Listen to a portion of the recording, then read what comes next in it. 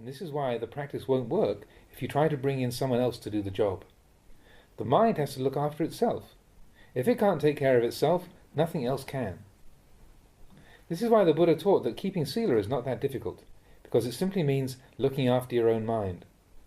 If mindfulness is fully established, whenever you say or do something harmful to yourself or others, you'll know straight away. You know that which is right and which is... It is attachment to the world. It is being stuck in the world. Happiness means attachment to the world. Suffering means attachment to the world. This is the way worldly attachment is. What is it that creates or gives rise to the world? The world is created and established through ignorance. It's because we're not mindful that the mind attaches importance to things, fashioning and creating sankhara, formations the whole time. Now it's here that the practice becomes really interesting. This is the peace that comes through panya. When you're practicing with the mind in this way, the mind becomes considerably more refined than when you're developing samadhi alone. The mind becomes very powerful and no longer tries to run away. With such energy, you become fearless. In the past you were scared to experience anything, but now you know mind objects as they are and are no longer afraid. You know your own strength of mind and are unafraid. This is the 56th talk in this collection, and this is called The Path to Peace. And this was first published in its own little booklet, The Path to Peace, and there's no record of the date or the occasion when it was given. The Path to Peace. Today I will give a teaching particularly for you as monks and novices, so please determine your hearts and minds to listen. There is nothing else for us to talk about other than the practice of the Dhamma Vinaya. Every one of you should clearly understand that now you have been ordained as Buddhist monks and novices and should be conducting yourselves appropriately. We've all experienced the lay life, which is characterized by confusion and a lack of formal Dhamma practice. Now, having taken up the form of a Buddhist samana, some fundamental changes have to take place in our minds so that we differ from lay people in the way that we think. We must try to make all of our speech and actions, eating and drinking, moving around, coming and going, befitting one who has been ordained as a spiritual seeker, who the Buddha referred to as a samana. What he meant was someone who is calm and restrained. Formerly, as lay people, we didn't understand what it meant to be a samana, to have a sense of peacefulness and restraint. We gave full license to our bodies and minds to have fun and games under the influence of craving and defilement. When we experienced pleasant aramana, moods, these would put us in a good mood. Unpleasant mind objects would put us in a bad one. This is the way it is. This is the way it is when we're caught up in the power of mind objects. The Buddha said that those who are still under the sway of mind objects aren't looking after themselves. They are without a refuge, a true abiding place, and so they let their minds follow moods of sensual indulgence and pleasure-seeking, and get caught into suffering, sorrow, lamentation, pain, grief, and despair. They don't know how or when to stop and reflect upon their experience. In Buddhism, once we've received ordination and taken up the life of the samana, we have to adjust our physical appearance in accordance with the external form of the samana. We shave our heads, trim our nails and don the brown bhikkhu's robes, the banner of the noble ones, the Buddha and the Arahants. We are indebted to the Buddha for the wholesome foundations he established and handed down to us, which allow us to live as monks and find adequate support. Our lodgings were built and offered as a result of the wholesome actions of those with faith in the Buddha and his teachings. We do not have to prepare our food because we are benefiting from the roots laid down by the Buddha. Similarly, we've inherited the medicines, robes, and all the other requisites that we use from the Buddha. Once ordained as Buddhist monastics, on the conventional level, we are called monks, and given the title Venerable, or Pra in Thai. But simply having taken on the external appearance of monks does not make us truly venerable. Being monks on the conventional level means we are monks as far as our physical appearance goes. Simply by shaving our heads and putting on brown robes, we are called venerable. But that which is truly worthy of veneration has not yet arisen within us. We are still only venerable in name. It's the same as when they mould cement or cast brass into a Buddha image. They call it a Buddha, but it isn't really that. It's just metal, wood, wax or stone. That's the way conventional reality is. It's the same for us. Once we've been ordained, we're given the title Venerable Bhikkhu. But that alone doesn't make us venerable. On the level of ultimate reality, in other words in the mind, the term still doesn't apply. Our minds and hearts have still not been fully perfected through the practice with such qualities as metta, karuna, mudita and upekkha. We haven't reached full purity within. Greed, hatred and delusion are still barring the way, not allowing that which is worthy of veneration to arise. Our practice is to begin destroying greed, hatred and delusion, defilements which for the most part can be found within each and every one of us. These are what hold us in the round of becoming and birth and prevent us from achieving peace of mind.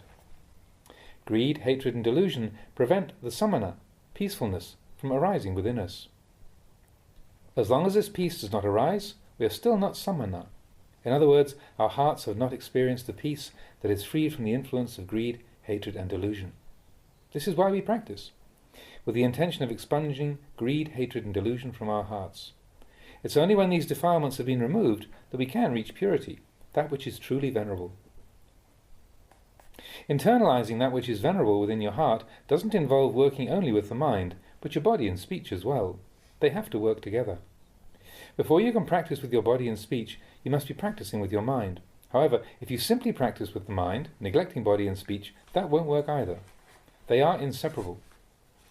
Practicing with the mind until it's smooth, refined and beautiful is similar to producing a finished wooden pillar or a plank. Before you can obtain a pillar that's smooth, varnished and attractive, you must first go and cut down a tree. Then you must cut off the rough parts, the roots and the branches, before you split it, saw it and work it. Practicing with the mind is the same as working with the tree. You have to work with the coarse things first. You have to destroy the rough parts. You have to destroy the roots, destroy the bark and everything which is unattractive, in order to obtain that which is attractive and pleasing to the eye. You have to work through the rough to reach the smooth. Dhamma practice is just the same. You aim to pacify and purify the mind, but it's difficult to do. You have to begin practicing with externals, body and speech, working your way inwards until you reach that which is smooth, shining and beautiful. You can compare it to a finished piece of furniture, such as these tables and chairs. They may be attractive now, but once they were just rough bits of wood with branches and leaves, which had to be planed and worked with. This is the way you obtain furniture that's beautiful, or a mind that is perfect and pure. Therefore, the right path to peace, the path the Buddha laid down, which leads to peace of mind and the pacification of the defilements, is sila, samadhi and panya. This is the path of practice. It is the path that leads you to purity and leads you to realize and embody the qualities of the samana. It is the way to complete abandonment of greed, hatred and delusion. The practice does not differ from this, whether you view it internally or externally. This way of training and maturing the mind, which involves chanting, meditation, Dhamma talks, and all the other parts of the practice, forces you to go against the grain of the defilements. You have to go against the tendencies of the mind, because normally we like to take things easy, to be lazy, and to avoid anything which causes us friction or involves suffering and difficulty. The mind simply doesn't want to make the effort or get involved. This is why you have to be ready to endure hardship and bring forth extra effort in the practice. You have to use the Dhamma of endurance and really struggle. Previously your bodies were simply vehicles for having fun, and having built up all sorts of unskillful habits, it's difficult for you to start practicing with them. Before, you didn't restrain your speech, so now it's hard to start restraining it. But as with that wood, it doesn't matter how troublesome or hard it seems, before you can make it into tables and chairs, you have to encounter some difficulty. That's not the important thing. It's just something that you have to experience along the way. You have to work through the rough wood to produce the finished pieces of furniture. The Buddha taught that this is the way the practice is for all of us. All of his disciples who had finished their work and become fully enlightened had, when they first came to take ordination and practice with him, previously been patujana. They'd all been ordinary, unenlightened beings, just like ourselves, with arms and legs, eyes and ears, greed and anger, just the same as us. They didn't have any special characteristics that made them particularly different from us. This was how both the Buddha and his disciples had been in the beginning. They practiced and brought forth enlightenment from the unenlightened, beauty from ugliness, and great benefit from that which was virtually useless. This work has continued through successive generations right up to the present day. It is the children of ordinary people, farmers, traders and businessmen, who, having previously been entangled in the sensual pleasures of the world, go forth to take ordination. Those monks at the time of the Buddha were able to practice and train themselves, and you must understand that you have the same potential. You are made up of the 5 khandhas just the same. You also have a body, pleasant and unpleasant feelings, memory and perception, thought formations and consciousness, as well as a wandering and proliferating mind. You can be aware of good and evil. Everything's just the same. In the end, that combination of physical and mental phenomena present in each of you, as separate individuals, differs little from that found in those monastics who practiced and became enlightened under the Buddha. They had all started out as ordinary unenlightened beings. Some had even been gangsters and delinquents, while others were from good backgrounds. They were no different from us. The Buddha inspired them to go forth and practice for the attainment of Magga, the noble path, and Phala, fruition. And these days, in a similar fashion, people like yourselves are inspired to take up the practice of Sila, Samadhi and Panya. Sila, Samadhi and Panya are the names given to the different aspects of the practice. When you practice Sila, Samadhi and Panya, it means you practice with yourselves. Right practice takes place here, within you. Right Sila exists here. Right Samadhi exists here. Why? Because your body is right here. The practice of Sila involves every part of the body. The Buddha taught us to be careful of all our physical actions. Your body exists here. You have hands. You have legs right here. This is where you practice Sila.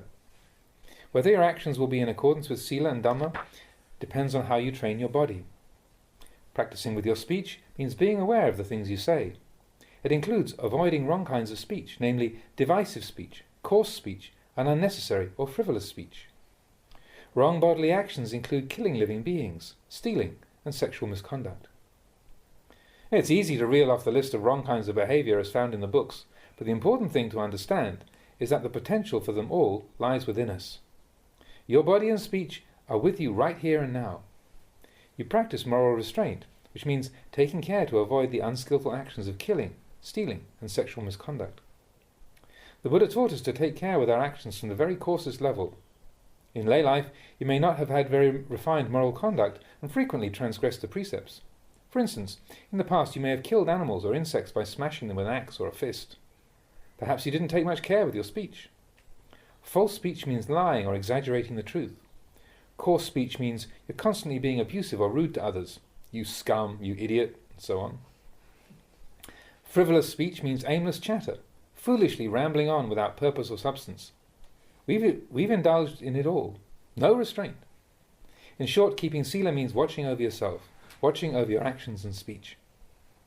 So, who will do the watching over? Who will take responsibility for your actions? When you kill an animal, who is the one who knows?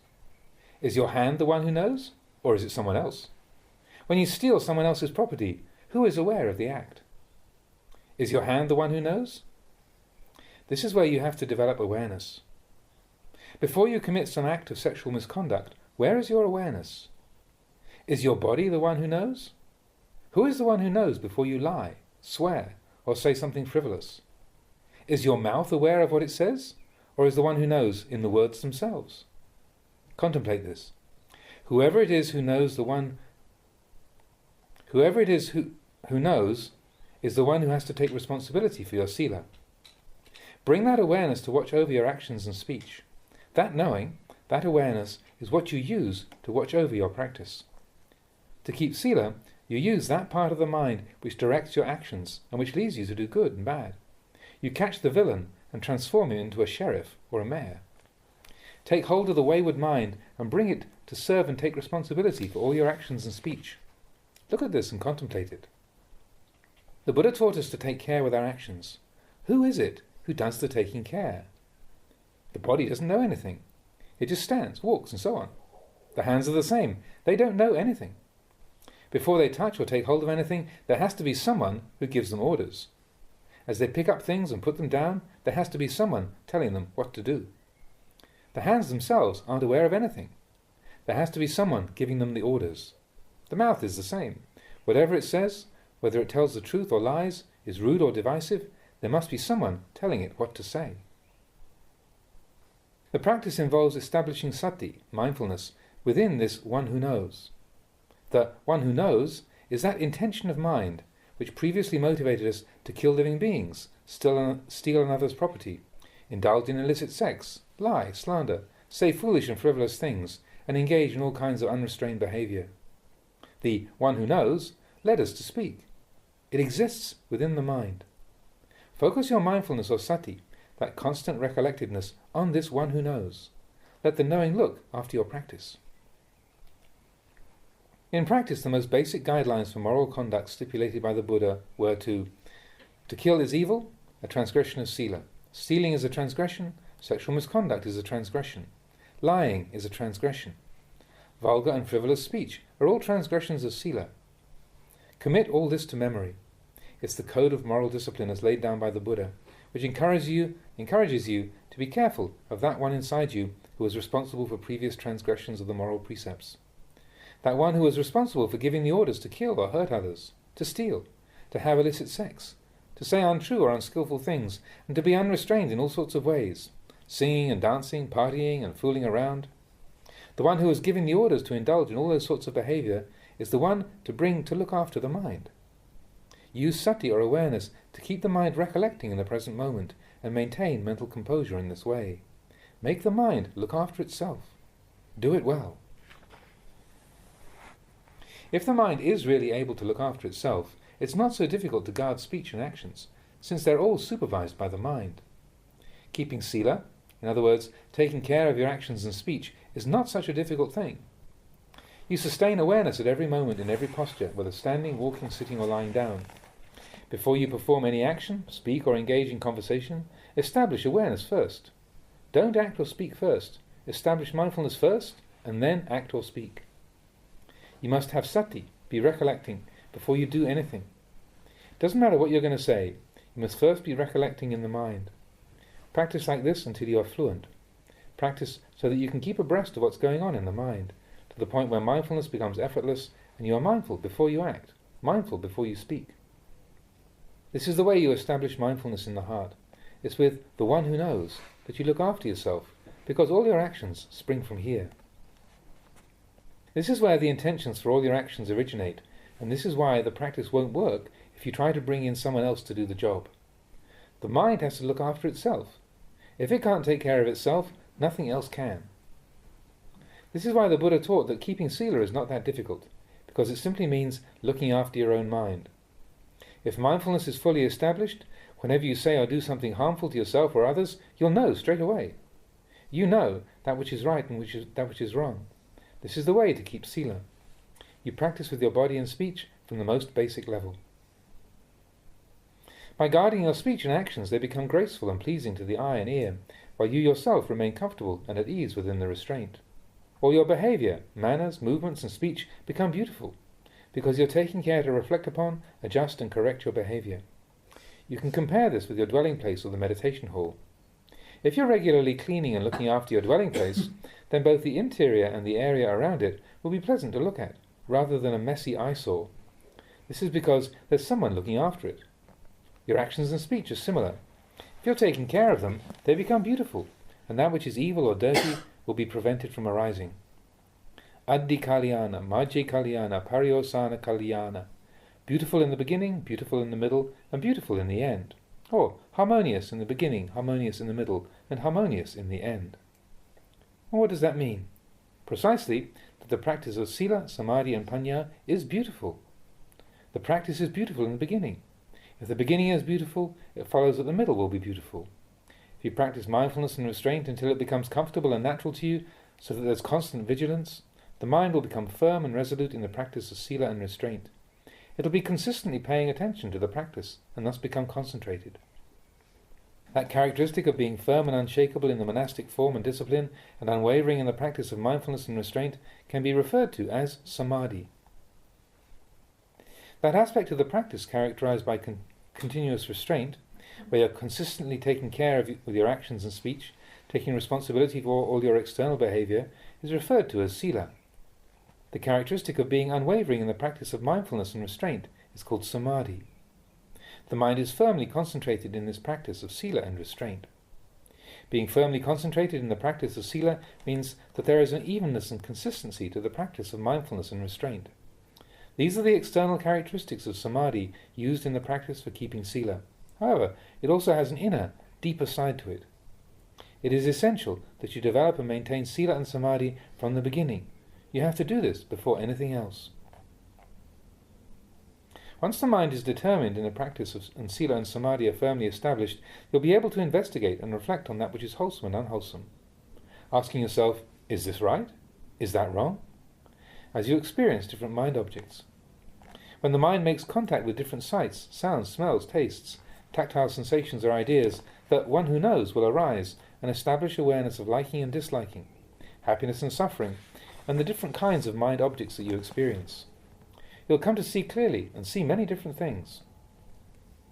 If you're mindful, you'll see the different objects which pass into the mind and the reaction which takes place upon experiencing them. The one who knows will automatically take them up as objects for contemplation. Once the mind is vigilant and mindfulness is firmly established, you'll note all the reactions displayed throughout either body, speech or mind as mind objects are experienced. That aspect of the mind which identifies and selects the good from the bad, the right from the wrong, from amongst all the mind objects within your field of awareness, that is panya. This is panya in its initial stages, and it matures as a result of the practice. All these different aspects of the practice arise from within the mind. The Buddha referred to these characteristics as sila, samadhi and panya. This is the way they are, as practiced in the beginning. As you continue the practice, fresh attachments and new kinds of delusion begin to arise in the mind. This means that you start clinging to that which is good or wholesome. You become fearful of any blemishes or faults in the mind, anxious that your samadhi will be harmed by them. At the same time, you begin to be diligent and hard-working, and to love and nurture the practice. Whenever the mind makes contact with mind objects, you become fearful and tense. You become aware of other people's faults as well, even the slightest things they do wrong. It's because you're concerned for your practice. This is practicing sila, samadhi and panya on one level, on the outside, based on the fact that you've established your views in accordance with the form and foundations of practice laid down by the Buddha. Indeed, these are the roots of the practice, and it's essential to have them established in the mind. You continue to practice like this as much as possible, until you might even reach the point where you're constantly judging and picking fault with everyone you meet, wherever you go. You're constantly reacting with attraction and aversion to the world around you, becoming full of all kinds of uncertainty and continually attaching to views of the right and wrong way to practice. It's as if you've become obsessed with the practice. But you don't have to worry about this yet. At that point, it's better to practice too much than too little. Practice a lot and dedicate yourself to looking after body, speech and mind. You can never really do too much of this. This is said to be practicing sila on one level. In fact, sila, samadhi and panya are all in there together. If you were to describe the practice of sila at this stage, in terms of parami, it would be dana parami or sila parami, the spiritual perfection of moral restraint. This is the practice on one level. Having developed this much, you can go deeper in the practice to the more profound level of dana upaparami and sila upaparami. The upaparami refers to the same 10 spiritual perfections, but practiced on a deeper, more intense and profound level. These arise out of the same spiritual qualities, but the mind is practicing on a more refined level. You simply concentrate and focus your efforts to obtain the refined from the coarse. Once you've gained this foundation in your practice, there'll be a strong sense of shame and fear of wrongdoing established in the heart. Whatever the time or place, in public or in private, this fear of wrongdoing will always be in the mind. You become really afraid of any wrongdoing. This is a quality of mind that you maintain throughout every aspect of the practice. The practice of mindfulness and restraint with body, speech and mind, and the consistent distinguishing between right and wrong is what you hold as the object of mind. You become concentrated in this way, and by firmly and unshakably attaching to this way of practice, the mind actually becomes sila, samadhi and panya, the characteristics of the practice as described in the conventional teachings. As you continue to develop and maintain the practice, these different characteristics and qualities are perfected together in the mind. However, practicing sila, samadhi and panya at this level is still not enough to produce the factors of jhana. The practice is still too coarse. Still, the mind is already quite refined. On the refined side, of course. For an ordinary unenlightened person who has not been looking after the mind or practiced much meditation and mindfulness, just this much is already something quite refined. It's like to a poor person.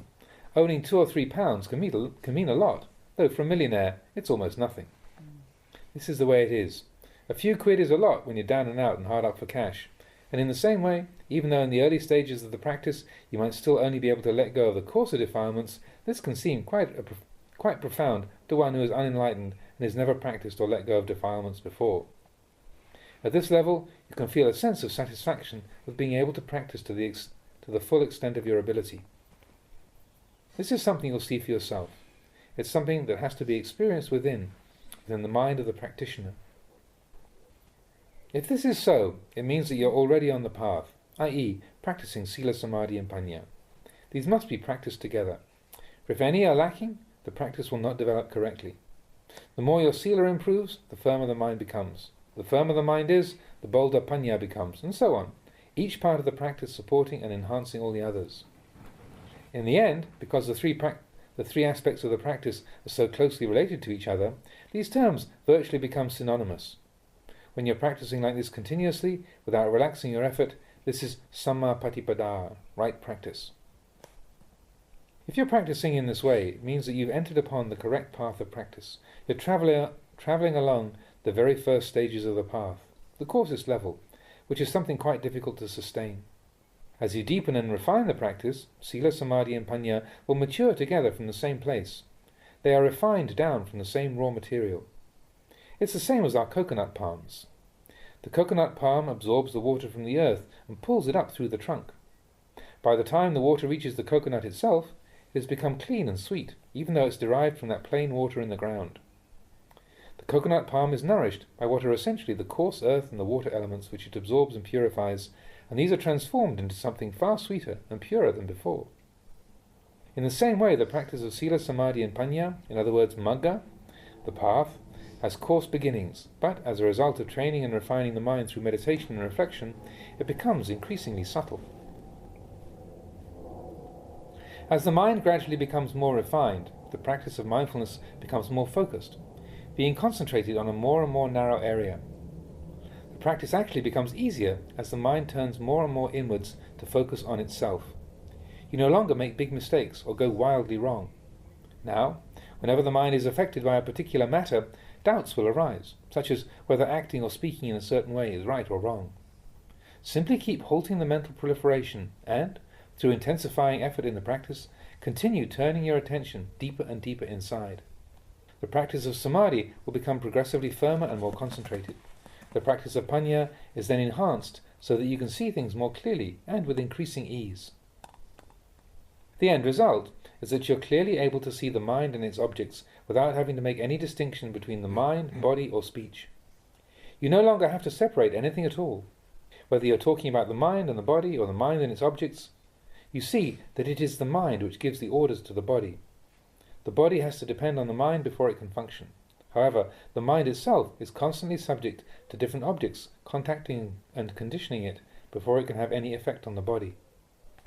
As you continue to turn attention inwards and reflect on the Dhamma, the wisdom faculty gradually matures, and eventually you're left contemplating the mind and mind objects, which means that you start to experience the body, Rupa Dhamma, material, and as Arupa Dhamma, immaterial. Through your insight, you're no longer groping at or uncertain in your understanding of the body and the way it is. The mind experiences the body's physical characteristics as Arupa Dhamma, formless objects, which come into contact with the mind. Ultimately, you're contemplating just the mind and mind objects, those objects which come into your consciousness. Now, examining the true nature of the mind, you can observe that in its natural state it has no preoccupations or issues prevailing upon it. It's just like a piece of cloth or a flag that's been tied to the end of a pole. As long as it's on its own and undisturbed, nothing will happen to it. A leaf on a tree is another example. Ordinarily, it remains quiet and unperturbed.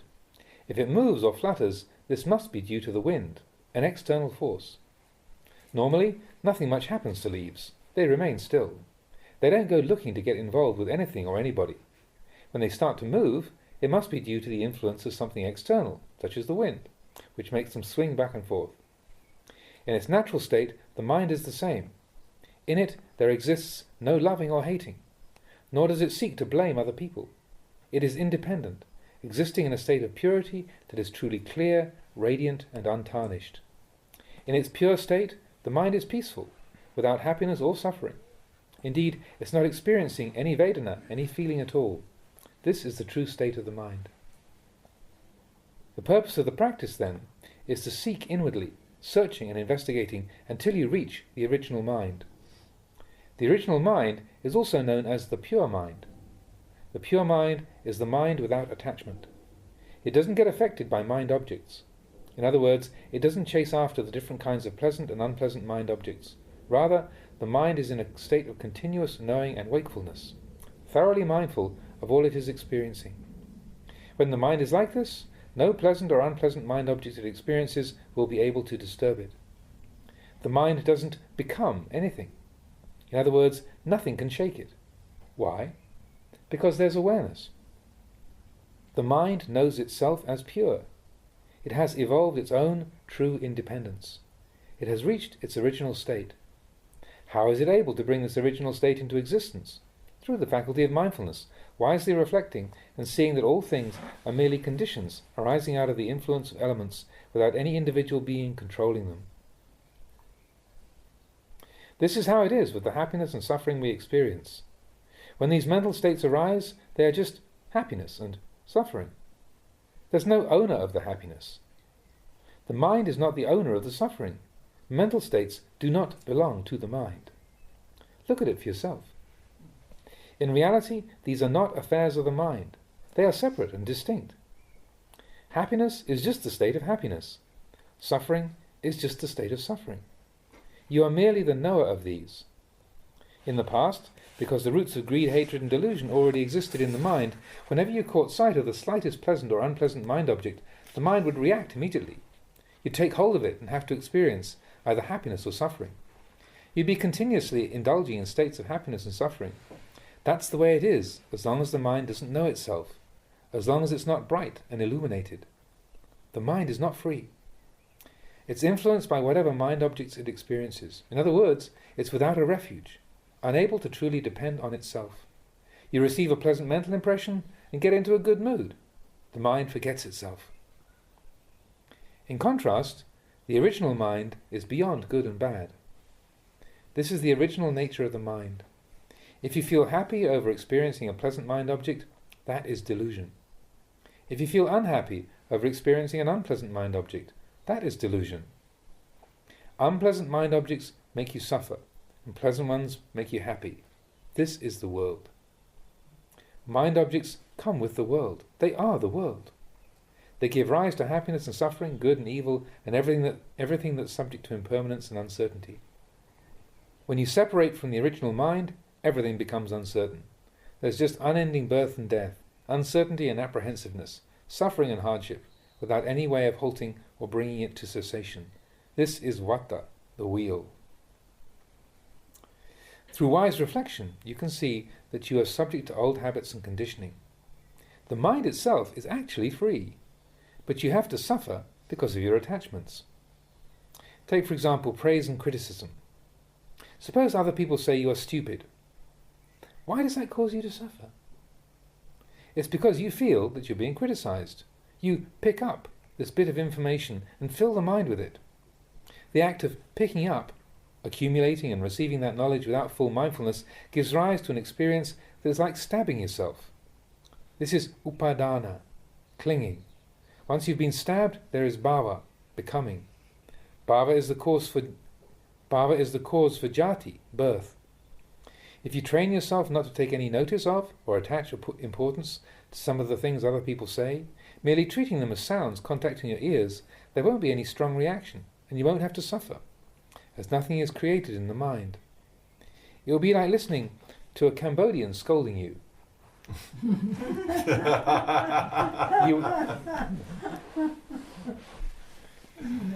You would hear the sound of his speech, but it would be just sound, because you wouldn't understand the meaning of the words. You wouldn't be aware that you were being told off. The mind wouldn't receive that information. It would merely hear the sound and remain at ease.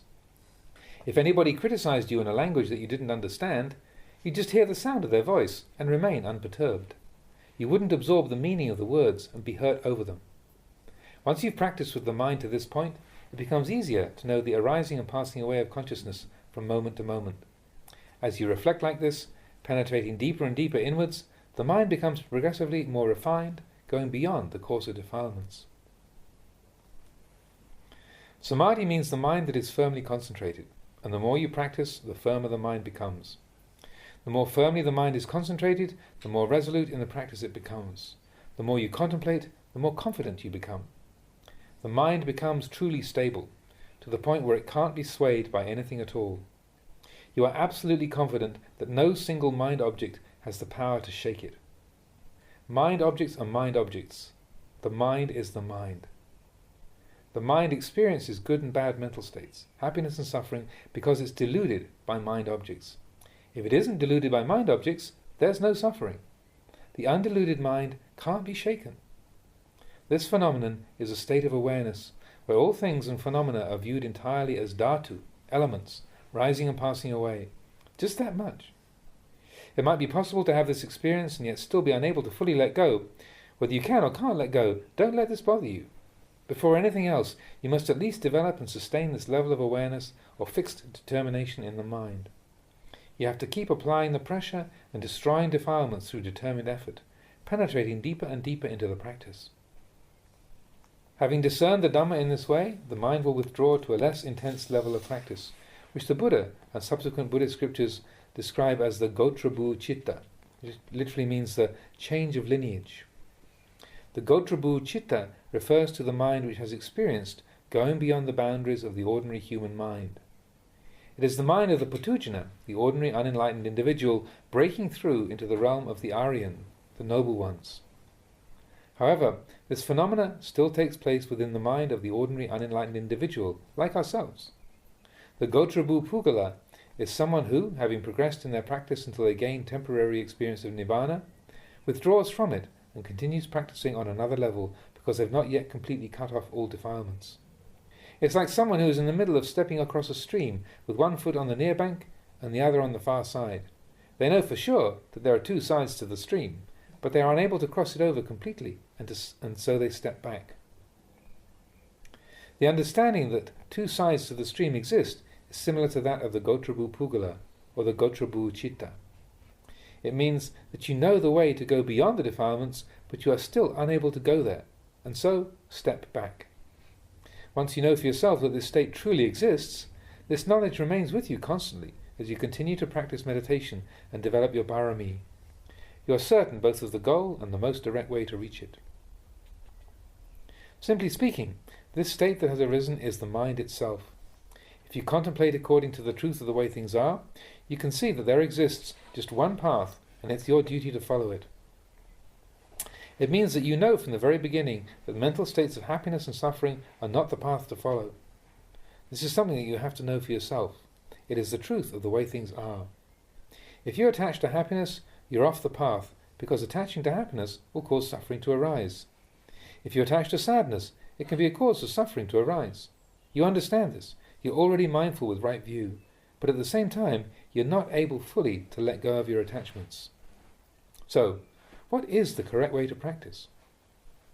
You must walk the middle path, which means keeping track of the various mental states of happiness and suffering, while at the same time keeping them at a distance, off to either side of you. This is the correct way to practice. You maintain mindfulness and awareness even though you're still unable to let go.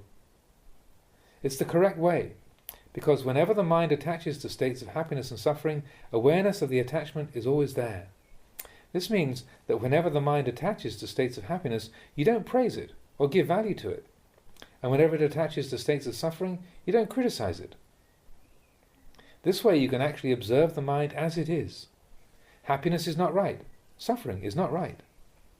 There is the understanding that neither of these is the right path. You are aware. Awareness of them is sustained, but still you can't fully abandon them. You're unable to drop them, but you can be mindful of them. With mindfulness established, you don't give undue value to happiness or suffering. You don't give importance to either of those two directions which the mind can take, and you hold no doubts about this. You know that following either of those ways is not the right path of practice, so at all times you take this middle way of equanimity as the object of mind. When you practice to the point where the mind goes beyond happiness and suffering, equanimity will necessarily arise as the path to follow, and you have to gradually move down it, little by little. The heart knows the way to go beyond defilements, but, not yet being ready, finally to transcend them, it withdraws and continues practicing.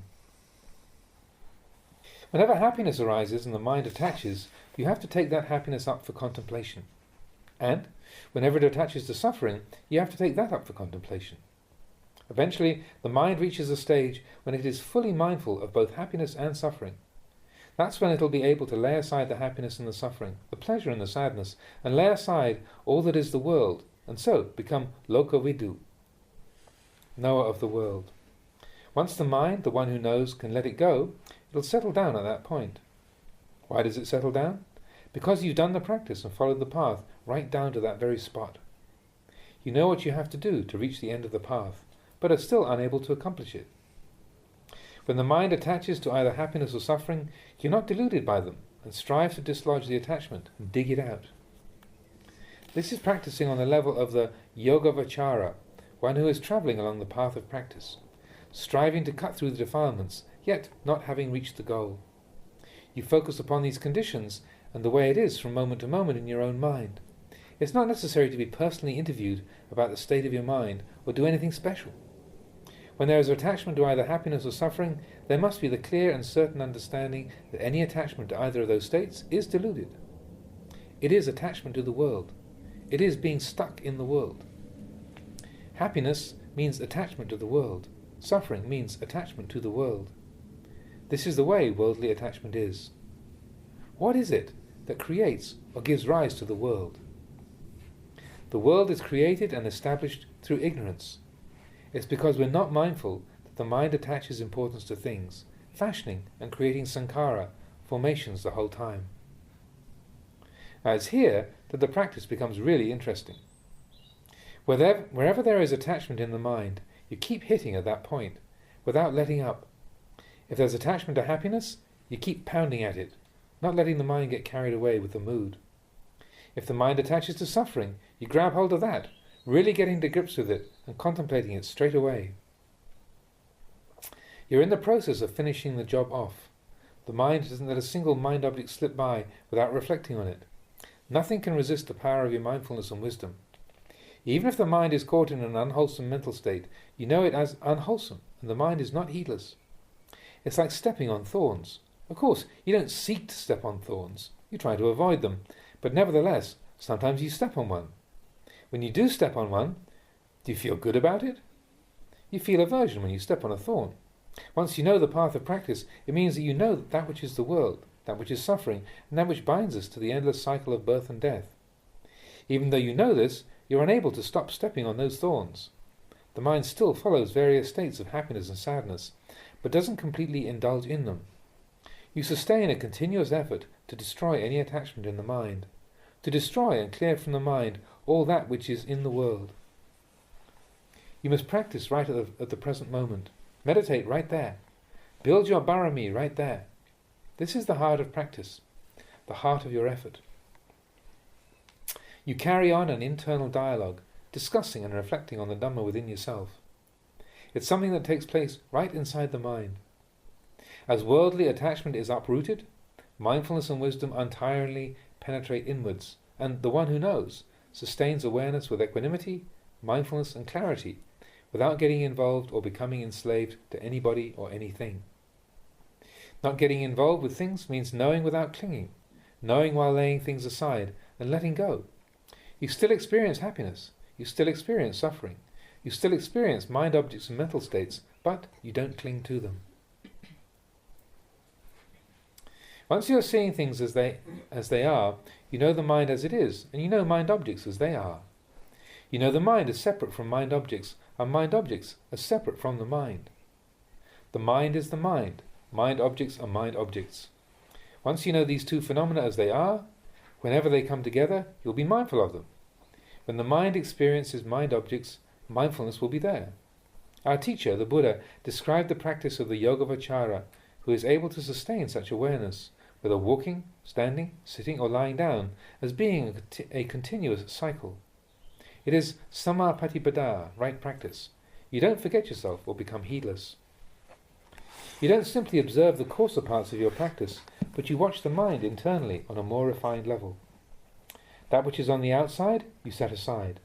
From here onwards, you're just watching the body and the mind, just observing this mind and its objects arising and passing away, and understanding that having arisen, they pass away. With passing away, there's further arising, birth and death, death and birth. Cessation followed by arising, arising followed by cessation. Ultimately, you're simply watching the act of cessation. Kaya wayang means degeneration and cessation. Degeneration and cessation are the natural way of the mind and its objects. This is kaya wayang. Once the mind is practicing and experiencing this, it doesn't have to follow up on or search for anything. It'll be keeping abreast of things with mindfulness. Seeing is just seeing. Knowing is just knowing. The mind and mind objects are just as they are. This is the way things are. The mind isn't proliferating about or creating anything in addition. Don't be confused or vague about the practice. Don't get caught in doubting. This applies to the practice of sila just the same. As I mentioned earlier, you have to look at it and contemplate whether it's right or wrong. Having contemplated it, then leave it there. Don't have doubts about it. Practicing samadhi is the same. Keep practicing, calming the mind little by little. If you start thinking, it doesn't matter. If you're not thinking, it doesn't matter. The important thing is to gain an understanding of the mind. Some people want to make the mind peaceful, but don't know what true peace really is. They don't know the peaceful mind. There are two kinds of peacefulness. One is the peace that comes through samadhi. The other is the peace that comes through panya. The mind that is peaceful through samadhi is still deluded. The peace that comes through the practice of samadhi alone is dependent on the mind being separated from mind objects. When it's not experiencing any mind objects, then there is calm. Consequently, one attaches to the happiness that comes with that calm. However, when there is impingement through the senses, the mind gives in straight away. It's afraid of mind objects. It's afraid of happiness and suffering, afraid of praise and criticism, afraid of forms, sounds, smells and tastes. One who is peaceful through samadhi alone is afraid of everything and doesn't want to get involved with anybody or anything on the outside. People practicing samadhi in this way just want to stay isolated in a cave someplace, where they can experience the bliss of samadhi without having to come out. Wherever there is a peaceful place, they sneak off, hide themselves away. This kind of samadhi involves a lot of suffering. They find it difficult to come out of it and be with other people. They don't want to see forms or hear sounds. They don't want to experience anything at all. They have to live in some specially preserved, quiet place, where no one will come and disturb them with conversation. They have to have really peaceful surroundings. This kind of peacefulness can't do the job. If you've reached the necessary level of calm, then withdraw from it. The Buddha didn't teach to practice samadhi with delusion. If you are practicing like that, then stop. If the mind has achieved calm, then use it as a basis for contemplation. Contemplate the peace of concentration itself and use it to connect the mind with and reflect upon the different mind objects which it experiences. Use the calm of samadhi to contemplate sights, smells, tastes, tactile sensations and ideas. Use this calm to contemplate the different parts of the body, such as hair of the head, hair of the body, nails, teeth and skin, and so on. Contemplate the three characteristics of anicca, impermanence, dukkha, suffering, and anatta, not self. Reflect upon this entire world. When you've contemplated sufficiently, it's all right. When you've contemplated sufficiently, it's all right to re-establish the calm of samadhi. You can re-enter it through sitting meditation, and afterwards, with calm re-established, continue with the contemplation. Use the state of calm to train and purify the mind. Use it to challenge the mind. As you gain knowledge, use it to fight with the defilements, to train the mind. If you simply enter samadhi and stay there, you don't gain any insight. You're simply making the mind calm, and that's all. However, if you use the calm mind to reflect, beginning with your external experience, this calm will gradually penetrate deeper and deeper inwards, until the mind experiences the most profound peace of all. The peace which arises through panya is distinctive, because when the mind withdraws from the state of calm, the presence of panya makes it unafraid of forms, sounds, smells, tastes, tactile sensations and ideas. It means that as soon as there is sense contact, the mind is immediately aware of the mind object. As soon as there is sense contact, you lay it aside. As soon as there is sense contact, mindfulness is sharp enough to let go right away. This is the peace that comes through panya. When you're practicing with the mind in this way, the mind becomes considerably more refined than when you're developing samadhi alone. The mind becomes very powerful and no longer tries to run away. With such energy, you become fearless. In the past, you were scared to experience anything, but now you know mind objects as they are and are no longer afraid. You know your own strength of mind and are unafraid. When you see a form, you contemplate it. When you hear a sound, you contemplate it. You become proficient in the contemplation of mind objects. You're established in the practice with a new boldness, which prevails whatever the conditions. Whether it be sights, sounds or smells, you see them and let them go as they occur. Whatever it is, you can let go of it all. You clearly see happiness and let it go. You clearly see suffering and let it go. Wherever you see them, you let them go, right there. That's the way. Keep letting them go and casting them aside, right there. No mind objects will be able to maintain a hold over the mind. You leave them there and stay secure in your place of abiding within the mind. As you experience, you cast aside. As you experience, you observe. Having observed, you let go. All mind objects lose their value and are no longer able to sway you. This is the power of vipassana. When these characteristics arise within the mind of the practitioner, it's appropriate to change the name of the practice to vipassana. Clear knowing in accordance with the truth. That's what it's all about. Knowledge in accordance with the truth of the way things are. This is peace at the highest level, the peace of vipassana. Developing peace through samadhi alone is very, very difficult. One is constantly petrified. So when the mind is at its most calm, what should you do? Train it. Practice with it. Use it to contemplate. Don't be scared of things. Don't attach. Developing samadhi so that you can just sit there and attach to blissful mental states isn't the true purpose of the practice. You must withdraw from it. The Buddha said that you must fight this war, not just hide out in a trench trying to avoid the enemy's bullets. When it's time to fight, you really have to come out with guns blazing. Eventually, you have to come out of that trench. You can't stay sleeping there when it's time to fight. This is the way the practice is. You can't allow your mind just to hide, cringing in the shadows. Sila and Samadhi form the foundation of practice, and it's essential to develop them before anything else. You must train yourself and investigate according to the monastic form and ways of practice which have been passed down. Be it as it may, I've described a rough outline of the practice. You, as the practitioners, must avoid getting caught in doubts. Don't doubt about the way of practice. When there is happiness, watch the happiness. When there's suffering, watch the suffering. Having established awareness, make the effort to destroy both of them. Let them go. Cast them aside.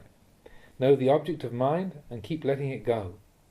Whether you want to do sitting or walking meditation, it doesn't matter. If you keep thinking, never mind. The important thing is to sustain moment-to-moment awareness of the mind. If you're really caught in mental proliferation, then gather it all together, contemplate it in terms of being one whole. Cut it off right from the start saying, all these thoughts, ideas and imaginings of mine are simply thought proliferation and nothing more. It's all anicca, dukkha, anatta, and none of it is certain at all. Discard it right there. Here, one.